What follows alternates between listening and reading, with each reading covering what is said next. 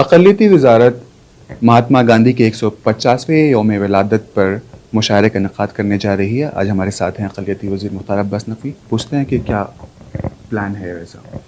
देखिए, महात्मा गांधी के 150वें जन्म शताब्दी समारोह के जो एक फ़ैसला किया है सरकार ने, उसके तहत मुल्क के अलग अलग हिस्सों में बहुत बड़े लेवल पर मुशायरे का प्रोग्राम है, जिसमें कि महात्मा गांधी की अहिंसा का जो सिद्धांत है, भाईचारे का, सौहार्द का जो सिद्धांत है, अमन का जो पैगाम है, उन तमाम पैगामों से सराबोर होगा ये मुशायरा। और मुल्क के तमाम मायानाज और जाने माने शायर उसमें शामिल होंगे। 6 अक्टूबर को दिल्ली में होने वाला है पहला मुशायरा, उसके बाद मुंबई में होगा, लखनऊ में होगा, बेंगलुरु में होगा, रांची में होगा, अहमदाबाद में होगा और अलग अलग मुल्क के अलग अलग हिस्सों में होगा। सर, शायद ये पहली बार ऐसा हो रहा है कि अक़लियती वज़ारत मुशायरा कराने जा रही है। ये पहला मौका होगा जब सरकार की तरफ से इतने बड़े पैमाने पर मुशायरे को